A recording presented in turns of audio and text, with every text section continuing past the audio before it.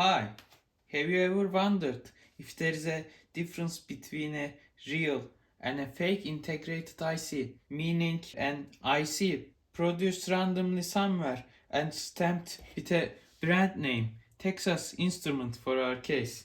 I have been curious about this, so that's why in this video I will measure and compare some of the properties of an integrated circuit, that is LM358, and industry standard dual OPAMPs, as Texas Instruments says. I will show you which properties that I will measure and how I will measure them, and then I will compare the measurement results with the fake and real OPAMPs ICs to see if there's a significant difference between the fake and real integrated circuits. Maybe LM358 isn't a very good IC for this case because it's such a jelly bean part, but we will at least learn something about this IC. I will measure and compare 5 properties of this IC. First one is input offset voltage. Then I will measure the slew rate of these op-amps. Then gain bandwidth product. Then common mode voltage range. Then lastly I will measure the voltage output swing from rail. First, like I said, I will measure the input offset voltage of these fake and real op-amps. This is how I will measure the input offset voltage. I will configure my op-amps in this non-inverting amplifier configuration with a gain of 11. Then I will connect the non-inverting input to ground, so that I will only amplify the input offset voltage by 11. Then I will measure the output voltage and divide it by 11 to get the input offset voltage. This is the circuit in this diagram.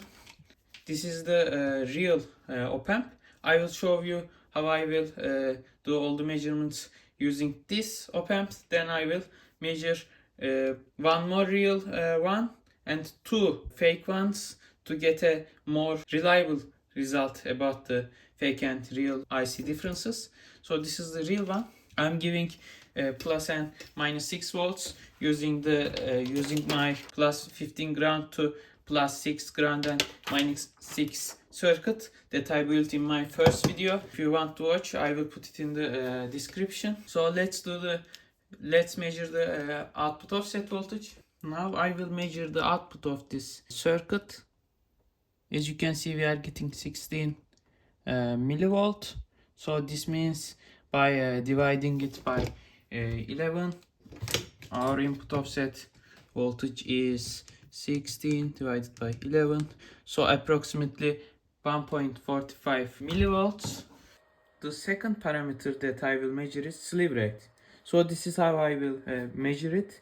I'm gonna configure my op-amp and just a voltage follower.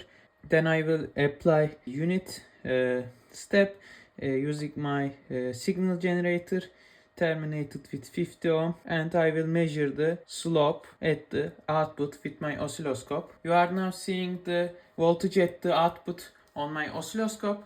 Now I will apply a step signal. As you can see, we are seeing that the slew rate of this real LM358 is 270 kilovolt per second. This means 0.27 volts per microsecond.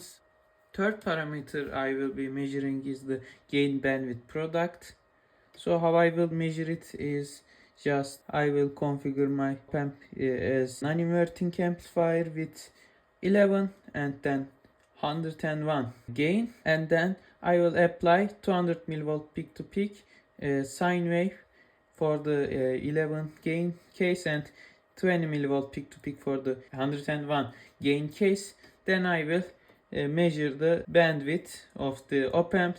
Then I will multiply the bandwidth, so 11 times bandwidth of the third case and 101 times bandwidth of 2 of the second case. So let's measure this OPAMPs gain bandwidth product. Now I set the circuit as 101 gain. So as you can see, now I'm applying 20 volt peak to peak sine wave as input, and also we are getting 2.07 volt peak to peak. So 2.07 times this is around 1.46 volt peak to peak. So let's find at which frequency this occurs.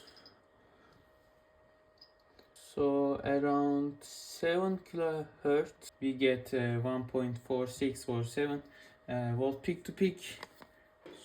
So this means 7 kilo times 101, 707 or 0.707 megahertz gain bandwidth product. Now let's get to our next parameter. Normally I was going to also measure the common mode voltage range of the OPAMPs, but this circuit that I came up with will not be so easy for me to measure this property, so I'm cancelling this property. So the last thing that we will measure is the voltage output swing from rail. So do you remember the input offset voltage circuit? So we will just apply voltage to the non-inverting input of the same circuit that we used to measure the input offset voltage, and we will measure the output voltage and see where it can maximum go and also minimum. And I will measure the output with the digital voltmeter. So let's connect my multimeter to the output of the circuit, and let's apply DC voltage to see where it can go maximum. So this is the maximum. I think I can't go beyond this. So the voltage output swing from positive rail is just 6 minus 4.723, something like that. The 1.27 volt from positive rail, below positive rail, and see if it can go to minus. Yes, this is the maximum it can go to the minus rail. So this one is 6 minus 5.328. So it's somewhere around 0.67.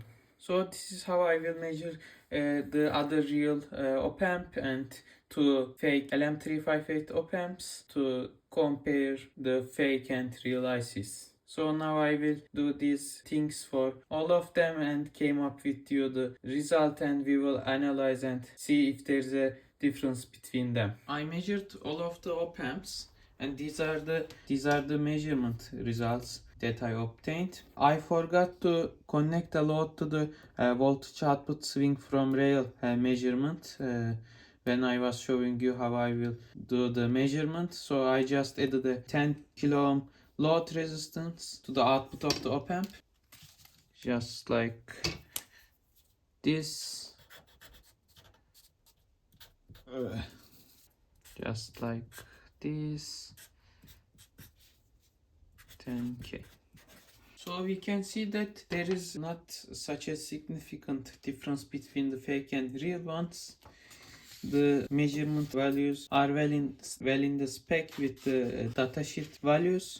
You can see that the typical input offset voltage is 3 millivolt, and we got all less than 3 millivolt. And for the slew rate it was 0.3 volt per microsecond. Again, we got very close to 0.3. For the gain bandwidth product, again the datasheet value is 0.7 megahertz. We got very close to 0.7 megahertz, but not for one of the fake ones. And for the voltage output swing from rail, for positive rail I got 1.3, 1.3, 1.4, 1.4, and the datasheet value is 1.5 volt for 5 volt source and bigger than 2 kilo ohm load resistance. Yeah, it's looking good. And for the negative rail, I measured that they can go up to 0.7, 0.7, 0.8 or 8. But the datasheet value says that it should be around 5, maximum 20 millivolts. So I think my measurement method was wrong. I don't know what I did wrong for the negative rail measurement. Please let me know what I did wrong to measure the negative rail swing, because these are much more than 20 millivolts.